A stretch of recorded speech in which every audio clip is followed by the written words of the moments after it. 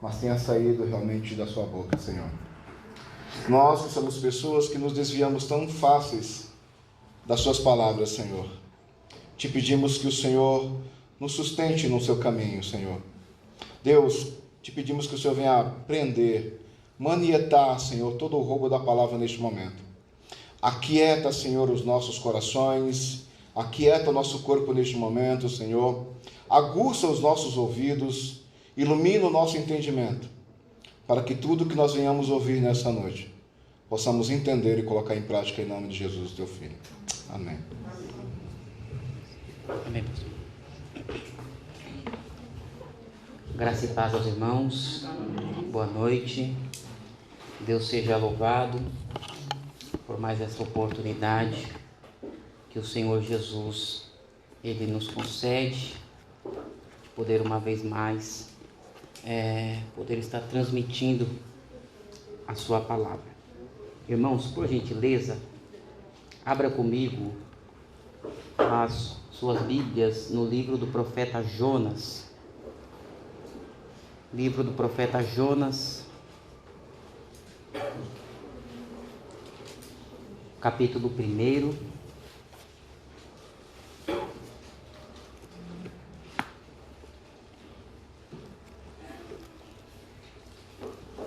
Livro do profeta Jonas,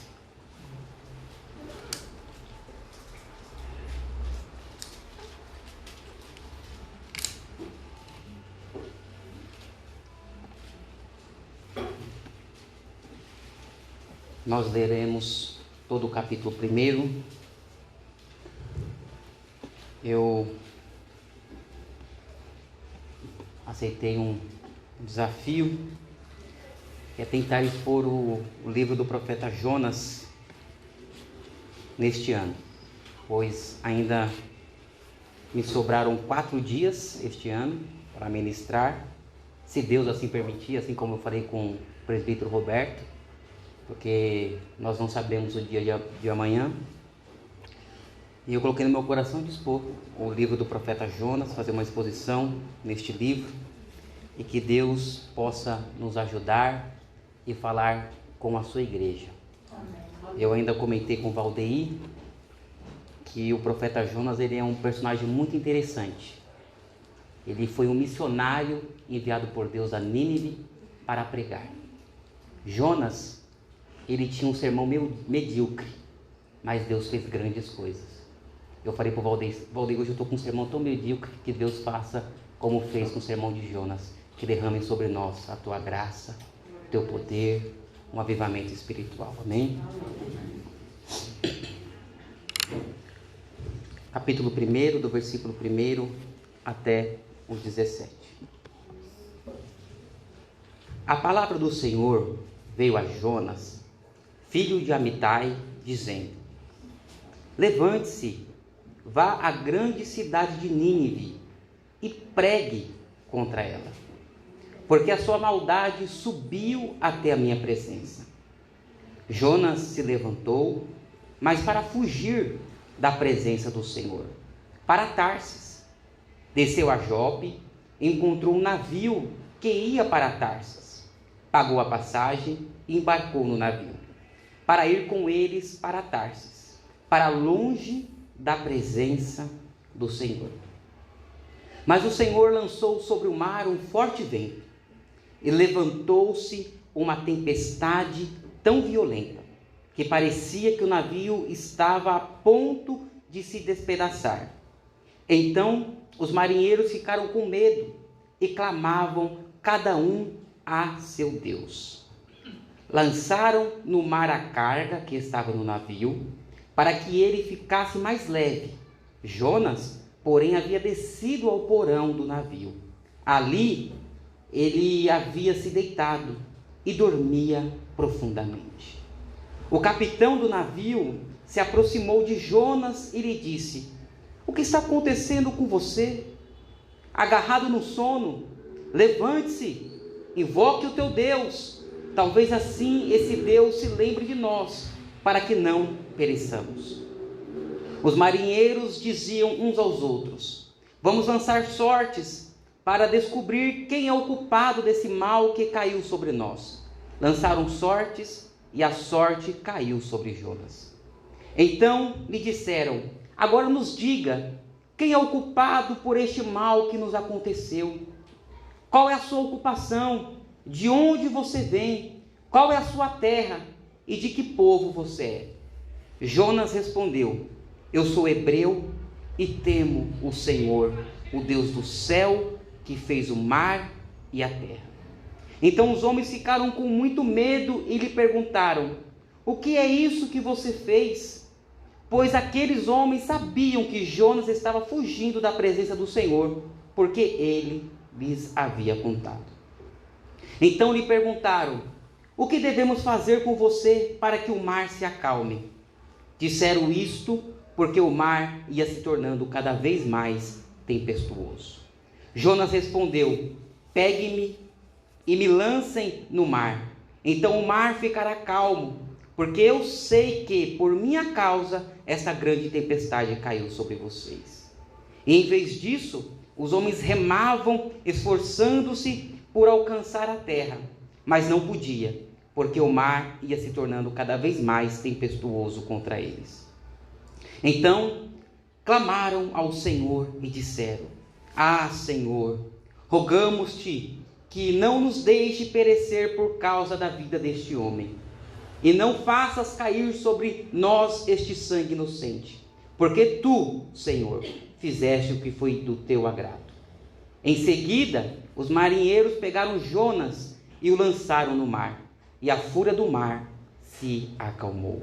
Então esses homens temeram muito ao Senhor, obedeceram sacrifícios ao Senhor e fizeram votos.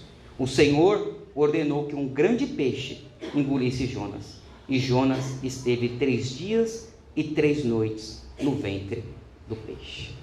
Amém?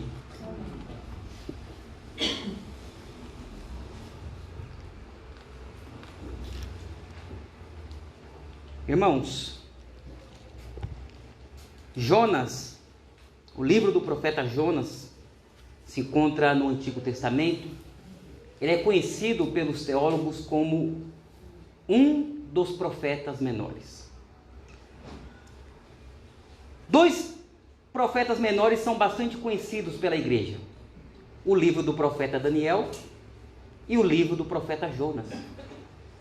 Estes 2 profetas menores, eles são assim chamados não por causa da sua importância. Não quer dizer que eles são menores profetas porque eles são menos importantes para a igreja, não. Eles são assim chamados menores profetas porque o seu conteúdo é menor do que o dos grandes profetas, como de Isaías, o profeta Jeremias, que são os grandes profetas do Antigo Testamento. E também, meus irmãos, em alguma das vezes, como no livro do profeta Daniel, é porque o espaço que Daniel profetizou era um espaço muito curto na história de Israel. Por isso, estes livros são chamados como os profetas menores. Não é pela sua importância, muito pelo contrário.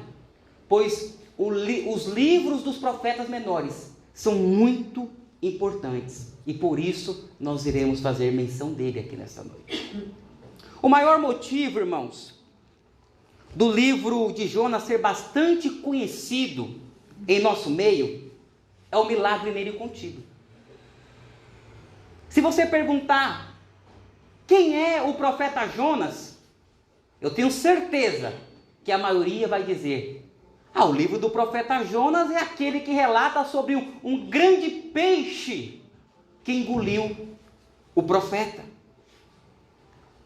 Então, o milagre contido no livro do profeta Jonas faz conhecido este maravilhoso livro. Aí eu percebo, irmãos, que o livro de Jonas, ele não é conhecido, mas sim o grande peixe. Se eu perguntasse para você, qual é o valor que você tira do livro do profeta Jonas? eu tenho certeza que a maioria de vocês não iriam saber me responder.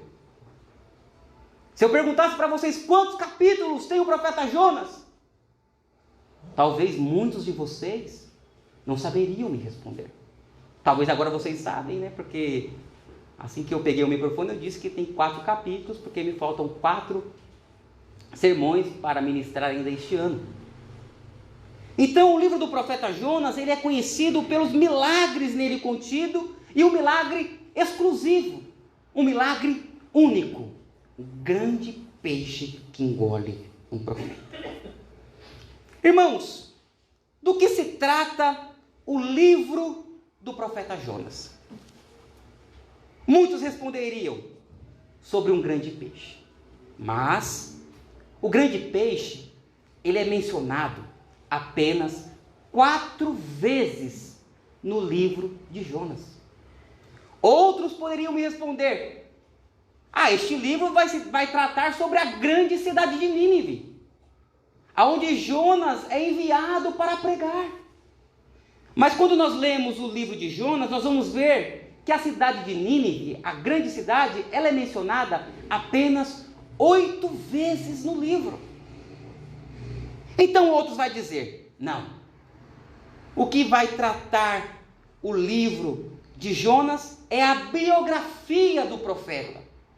Só que quando nós vamos ler o livro do profeta Jonas, nós vamos encontrar a menção de 18 vezes sobre o profeta. O que se trata, irmãos?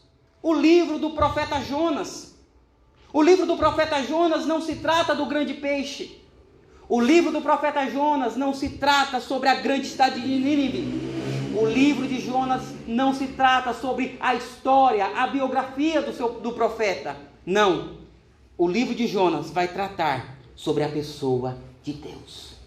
Pois Deus, irmãos, ele é mencionado 36 vezes no livro do profeta Jonas.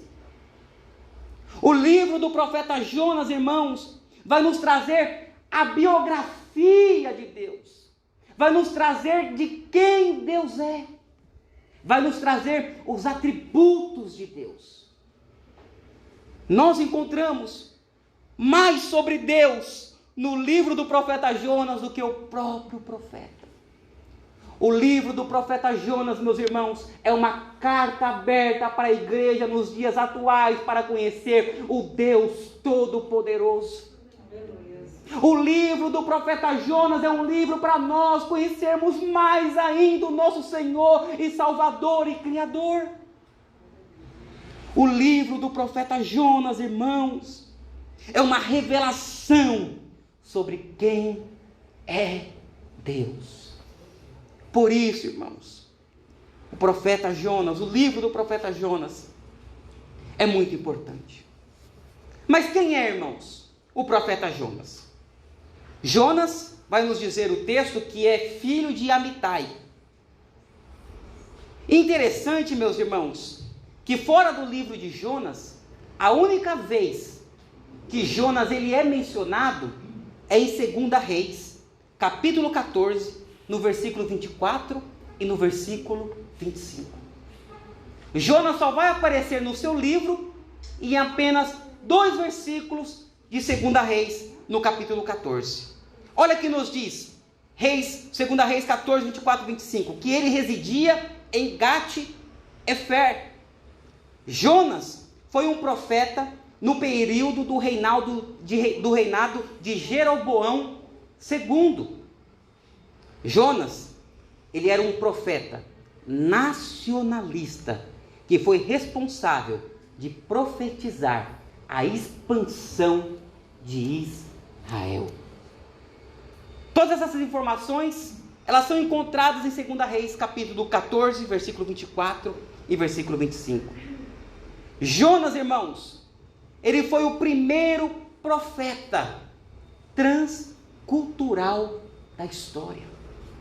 Jonas, ele foi o primeiro profeta a ser levantado por Deus a pregar fora do arraial de Israel.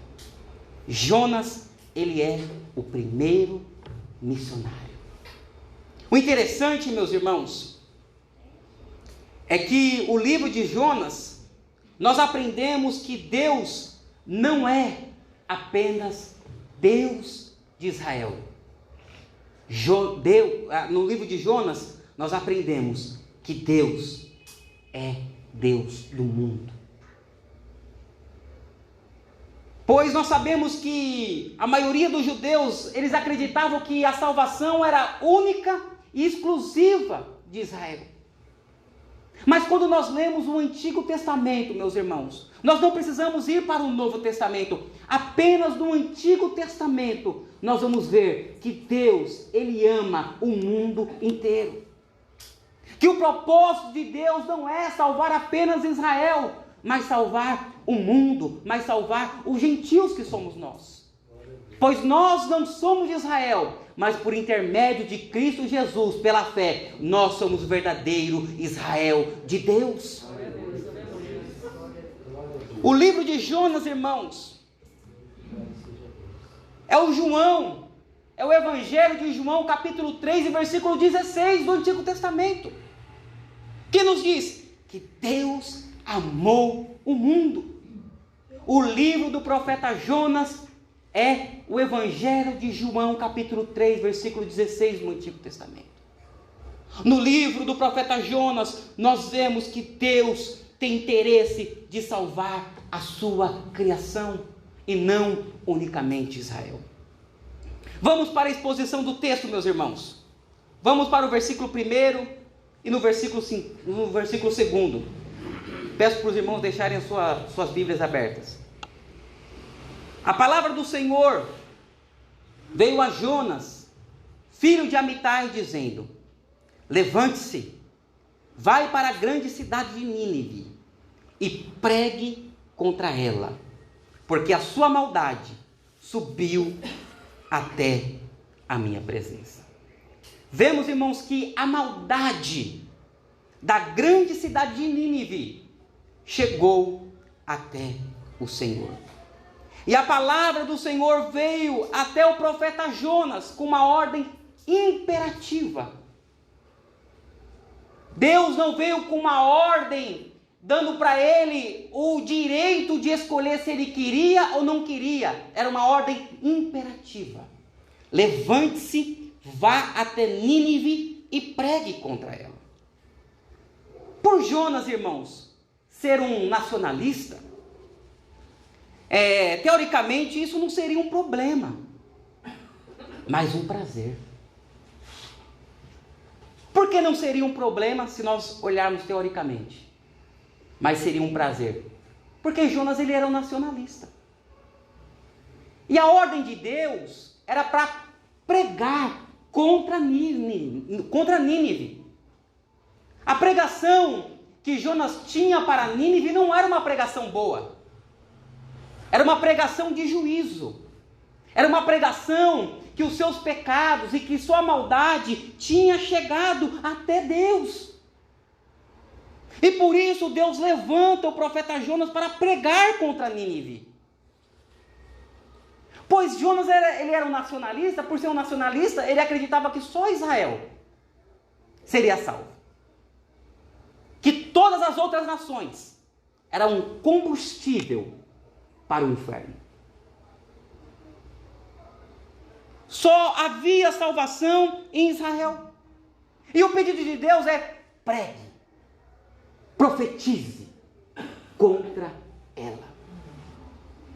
Automaticamente, quando nós vamos para o versículo 3, na parte A, olha o que nos diz o texto.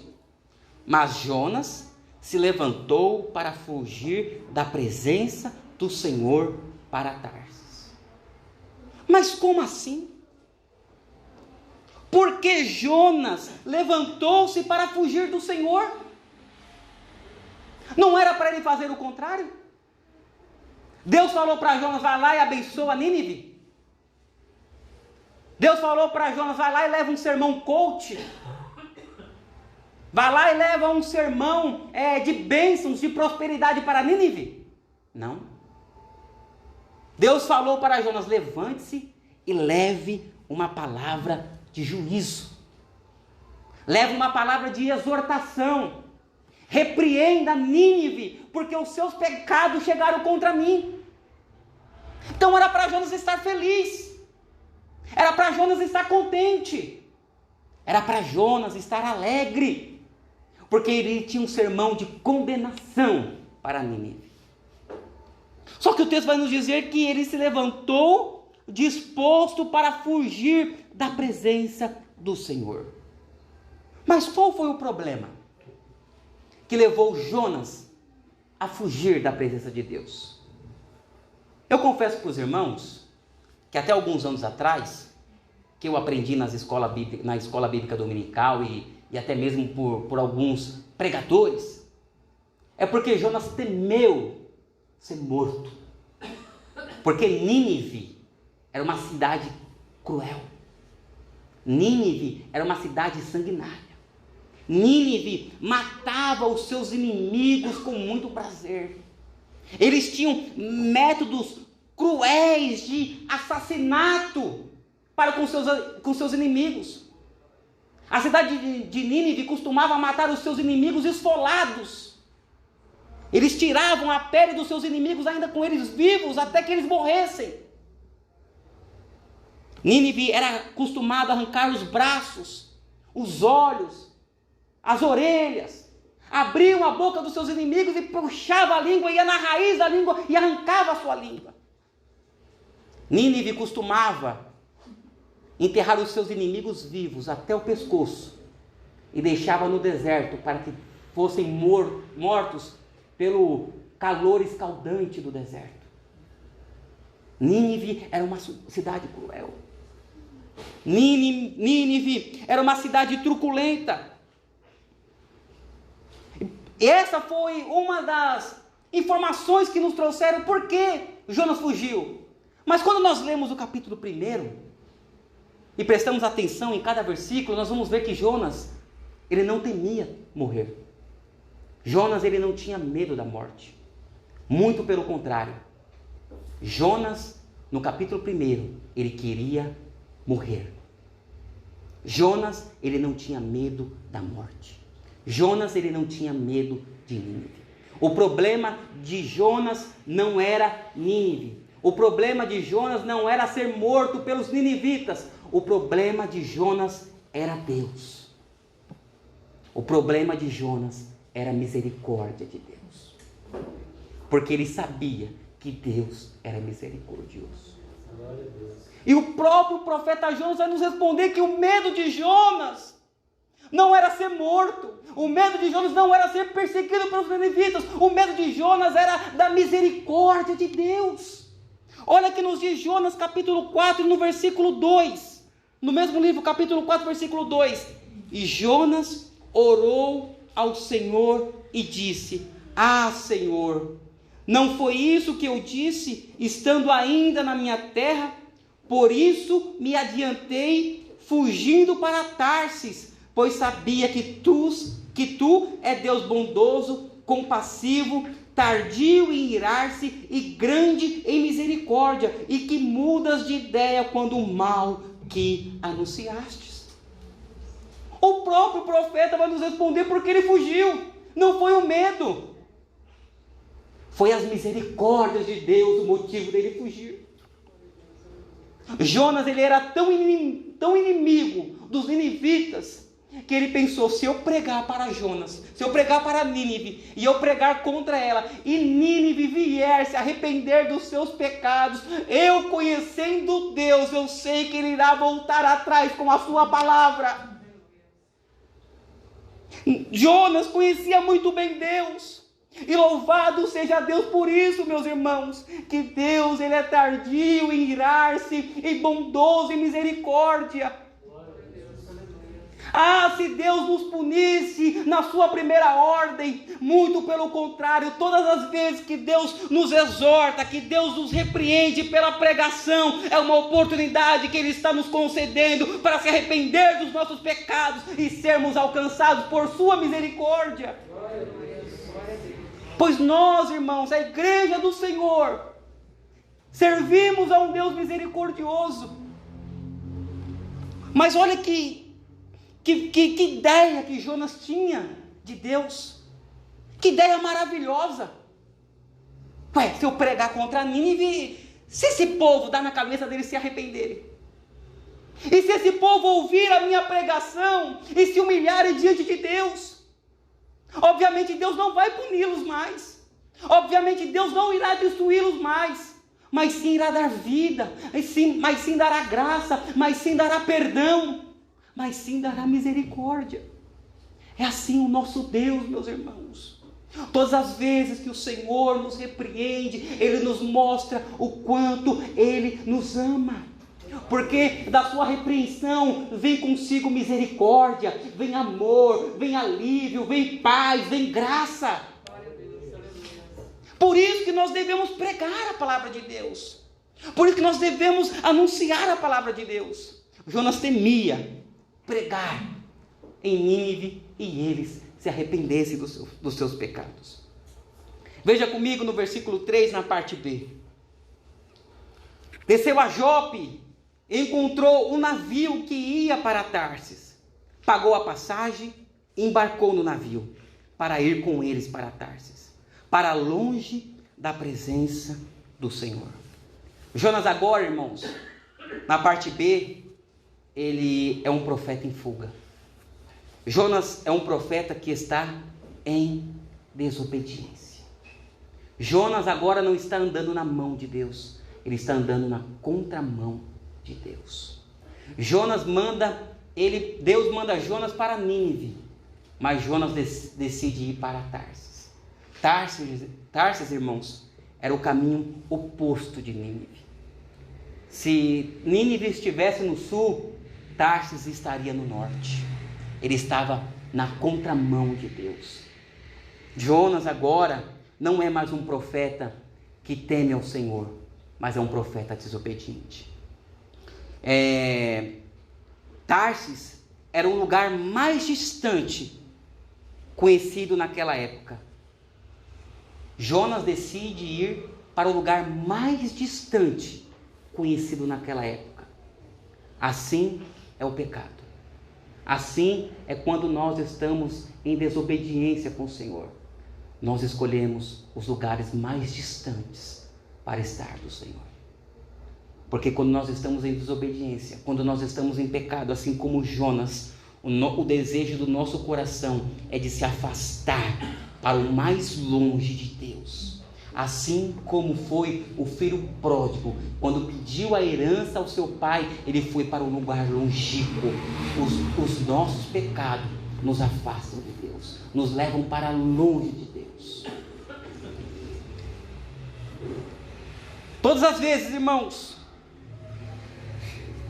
que nós estamos dispostos a desobedecer a Deus, Satanás tem sempre um barco pronto para nós. E assim que nós vemos no versículo, na parte B. Tinha um barco, tinha passagem, tinha um destino. A desobediência, muitas das vezes, quando ela é cometida, faz-nos pensar que está dando tudo certo.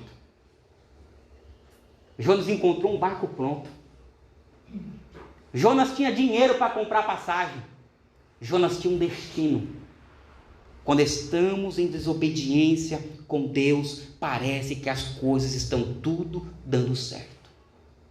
Mas muito pelo contrário, irmãos. Quando nós estamos em desobediências com Deus, nós não encontramos um final feliz, mas um final caótico, um final triste e um final distante da presença do Senhor. Jonas, na sua desobediência, encontrou um barco, encontrou passagem, encontrou um destino.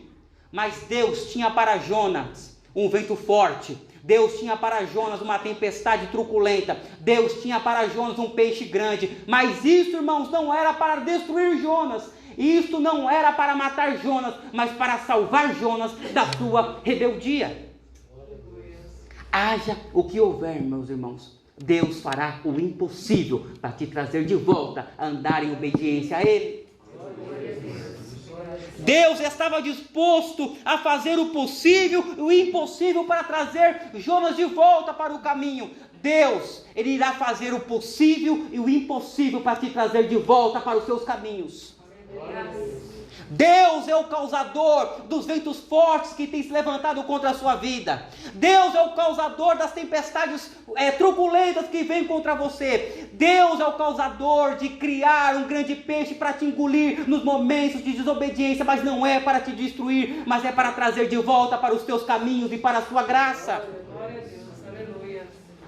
Nisso, irmãos, nós encontramos no livro do profeta Jonas. Nós ainda encontramos o amor de Deus, ainda que o profeta estava disposto, 100%, em desobedecê-lo, em negá-lo, em traí-lo, em dar as costas para Deus. Jonas estava disposto a dar as suas costas para Deus, mas Deus estava disposto a derramar a sua graça, do seu amor, da sua misericórdia sobre o seu filho. É assim que Deus nos trata. Vamos para o versículo 4.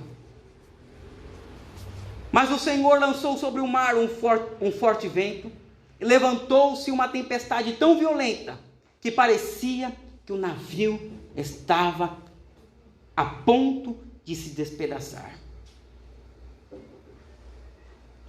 Ainda, irmãos, que pareça que tudo será destruído, Deus ainda está nesse negócio. Se for para te trazer, se for para levar você a se arrepender, Deus irá fazer tudo. Eu até concordo com o pensamento que meu pai tem. Meu pai acredita que tem muitos crentes que a vida deles só é provação, porque ele só consegue obedecer a Deus em provação. No momento da bonança da vida dele, ele se desvia, ele larga. Se for possível, irmãos, você irá ter uma vida inteira de provações, para que você tenha uma vida até o fim dela, nos caminhos do Senhor. E nós vemos isso no livro do profeta Jonas. Vamos comigo, irmãos, agora no versículo 5. Então, os marinheiros ficaram com medo, e clamavam cada um a seu Deus. Lançaram no mar a carga que estava no navio, para que ele ficasse mais leve. Jonas, porém, havia descido ao porão do navio, e ali se deitado e dormia profundamente. Veja comigo, irmãos, que os marinheiros foram capazes de discernir o que estava acontecendo. Os marinheiros sabiam que aquela tempestade era diferente das outras tempestades. Os marinheiros sabiam que aqueles ventos fortes eram diferentes dos outros ventos que eles já suportaram e já tinham passado. Eles perceberam, irmãos, que esta tempestade não era natural, mas era uma tempestade sobrenatural. Essa tempestade, irmãos, não poderia ser prevista pelo clima-tempo. Hoje, graças a Deus, nós temos o clima-tempo. Eu deixei de viajar na semana passada, porque eu e minha família olhamos o clima-tempo e, sábado e domingo vai estar chovendo, nem adianta viajar. Graças a Deus ao clima-tempo. Aí nós não viajamos. Mas essa tempestade que os marinheiros e Jonas estavam enfrentando, ela não estava prevista.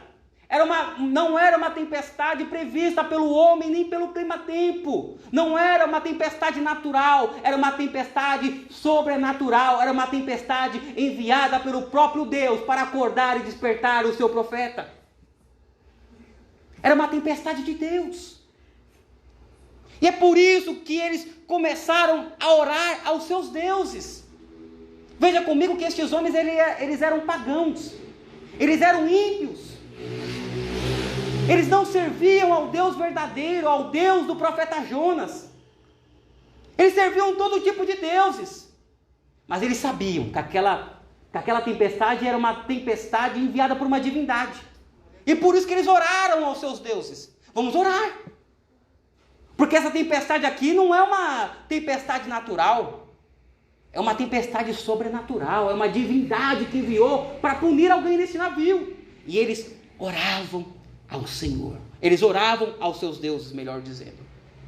Eles buscavam aos seus deuses. Às vezes, irmãos, os ímpios nos levam à vergonha. Às vezes, os ímpios são mais prudentes do que nós. Às vezes, os ímpios são mais fervorosos em suas orações aos seus falsos deuses do que nós, quando servimos ao Deus único e verdadeiro. Porque esses homens oravam com fervor aos seus deuses, deuses de mentiras, deuses que não existiam. Enquanto o profeta que servia ao Deus verdadeiro, ele estava no porão dormindo, esperando a morte. Muitas das vezes, irmãos, as pessoas no mundo nos envergonham com as suas práticas, pois muitas das vezes eles fazem mais do que nós, que servimos ao Deus verdadeiro, ao Deus que fez os céus e que fez a terra. É isso que nós estamos vendo no livro do profeta Jonas. Homens ímpios, homens pagãos, que estão orando aos seus deuses, que estão buscando aos seus deuses por clemência e por misericórdia. O engraçado, irmãos, que aquela tempestade, ela não foi causada pelos pagãos. Ela não foi causada pelos ímpios, que eram os marinheiros. Aquela tempestade não foi causada pelos pecados daquela tripulação. Não. Aquela tempestade ocorreu por causa da vida de um homem de Deus, de um profeta de Deus. Muitas das vezes, irmãos, quando nós vemos o mal no mundo, não foi por causa dos pecados dos pagãos e dos ímpios, mas pelos pecados da igreja. Todas as vezes que acontecem grandes coisas no mundo, é porque a igreja, muitas das vezes, é a causadora dela. Quando nós estudamos a história da Segunda Guerra Mundial, que ocorreu na Europa, mais principalmente na Alemanha, foi devido à igreja na Alemanha ter se entregado à teologia liberal, onde eles tinham desistido do cristianismo e abraçado a teoria do liberalismo. Todas as vezes que o mundo entra em caos, é porque a igreja está dormindo no porão. Muitas das vezes, quando vemos pestes, pandemias, muitas das vezes, é porque a igreja está sonolenta. É porque a igreja não está orando. Porque quando Deus vai agir com a sua graça comum nos ímpios, quando o ímpio está pecando, Deus vai fazer o quê? Vai tentar colocar uma coleira. Não, até aqui, até aqui, até aqui. E ele vai insistindo, aí Deus vai, abre mão, faz o que você quiser. Só que a igreja não. Deus, ele não desiste da igreja. Deus, ele manda vento forte. Deus, ele manda tempestade. Deus manda um grande peixe para fazer a igreja voltar para os seus caminhos. Vamos comigo, irmãos, no versículo 6. O capitão do navio se aproximou de Jonas e lhe disse: o que está acontecendo com você? Agarrado ao sono, levante-se, invoque o seu Deus. Talvez esse Deus se lembre de nós, para que não pereçamos. Irmãos, Deus tinha usado o vento, Deus tinha usado a tempestade. Agora Deus vai usar o ímpio. Agora Deus vai usar o pagão para falar com um profeta. Deus usa até mula, irmão, se você se calar. Se você entrar num sono profundo, se você entrar dentro de um porão e não quiser fazer nada, e não quiser ouvir a voz de Deus, não quiser obedecer à voz de Deus. Irmãos, o vento obedeceu à voz de Deus. A tempestade obedeceu à voz de Deus. O peixe grande obedeceu à voz de Deus. O ímpio obedeceu à voz de Deus, mas o profeta Jonas, ele não obedeceu à voz de Deus. Ele não queria obedecer à voz de Deus.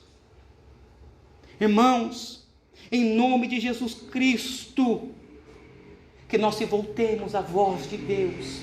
Que nós venhamos abrir os nossos ouvidos para ouvir Deus falar conosco no dia de hoje. no século de hoje, se voltemos a Ele em arrependimento, porque será derramada sobre a tua igreja, sobre este mundo, graça, poder e misericórdia.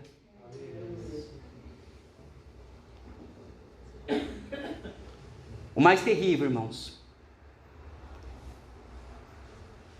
é que a tempestade, o vento, aquela luta foi causada por um profeta, foi causada por um homem de Deus. Um certo teólogo comentou: nada é mais perigoso que um crente em desobediência.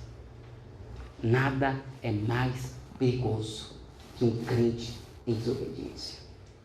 Um crente em desobediência, muitas pessoas que estão em sua volta sofrem. Quem cometeu o pecado? Quem estava em desobediência? O profeta Jonas. Mas era só Jonas que estava passando pelo vento? Era só Jonas que estava passando pela tempestade? Era só Jonas que estava passando pela provação? Não. Todos aqueles que estavam em sua volta. Irmãos, é muito perigoso um crente em desobediência. Quando nós estamos em desobediência, a nossa família sofre, os nossos filhos sofrem, os nossos amigos sofrem. Porque Deus irá mandar tempestades, Deus irá mandar ventos fortes para atraí-lo de volta para o seu caminho, para atraí-lo de volta à obediência. É muito perigoso, irmãos. Quando o crente, ele anda em desobediência, Deus ele vai fazer o impossível para trazê-lo de volta para os seus caminhos. Talvez seja por isso que o mundo sofre muito. Talvez seja por isso que muitas pessoas que estão em volta de crentes desobedientes, estão muitas pessoas sofrendo. Irmãos, Deus é capaz de enviar tempestades para trazer você de volta. É duro o que eu vou dizer agora. Deus é capaz de te trazer um câncer para te trazer de volta. Deus é capaz de fazer de tudo para te trazer para os caminhos dele. Pois Deus, ele é soberano. Deus, ele é poderoso. Não tem nada que ele queira que não vai ser feito. Não tem ninguém que ele queira salvar que será perdido. Pois o próprio Jesus Cristo vai nos dizer que todos aqueles que o Pai me deu, nenhum deles se perderá. Quando nós vemos, irmãos, as lutas, as tempestades, os ventos, as doenças, muitas vezes nós questionamos, mas muitas das vezes, irmãos, é o meio que Deus está trazendo para você permanecer no seu caminho, para você reconhecer nele a graça, para você reconhecer nele o poder. Nós vemos isso na história do apóstolo Paulo, que ele clamou ao Senhor por 3 vezes: Senhor, tire de mim este espinho na minha carne, porque está doendo, eu não estou aguentando. E Deus bradou: Paulo, só a minha graça te basta. Isso é poder, Paulo. O que te traz dor para a sua carne, te traz alívio para o seu espírito, te traz graça para a sua alma. Deus, irmãos, tem os seus meios para nos trazer de volta para os seus caminhos. Talvez é este o sermão que você precisa de ouvir. Talvez era este sermão que Nínive precisava de ouvir para se arrepender dos seus pecados e reconhecer que a salvação é dele, que a graça é dele, que o poder é dele e a honra e o louvor a ele para todo sempre.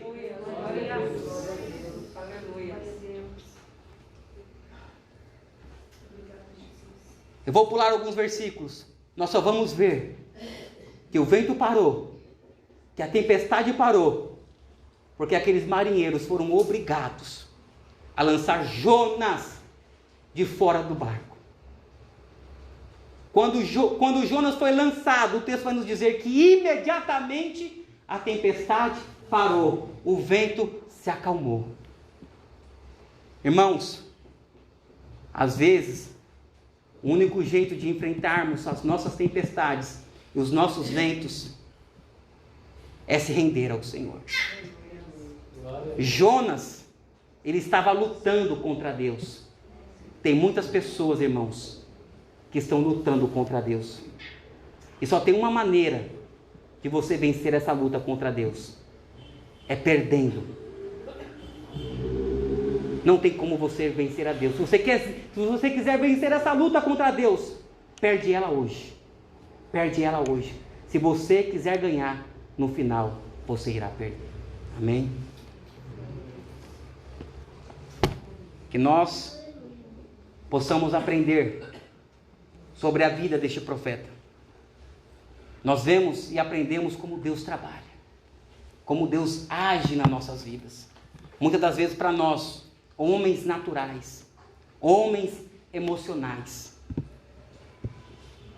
achamos que Deus ele tem que trabalhar da nossa maneira. Mas não. Deus ele tem a sua maneira de trabalhar. Quando Jonas foi lançado ao mar, o vento parou, a tempestade parou e houve bonança para aqueles marinheiros. Irmãos, que o nosso eu, que a nossa natureza, que nos leva a desobedecer a Deus nessa noite, venha ser lançada ao mar, para que venha haver paz na nossa casa, para que venha haver paz na nossa família, para que venha haver paz para os nossos amigos, para haver paz para aqueles que estão à nossa volta, e que no final de tudo, o nome do Senhor venha ser glorificado. Pois até mesmo, irmãos, na desobediência do profeta, Deus usou o profeta para que houvesse salvação. Na sua desobediência, Deus vai usar para trazer pessoas para a sua presença e para o seu caminho. Amém? Vamos orar ao Senhor. O pastor tem um momento de oração, né? Nós iremos orar ao Senhor, buscar ao Senhor, que nós possamos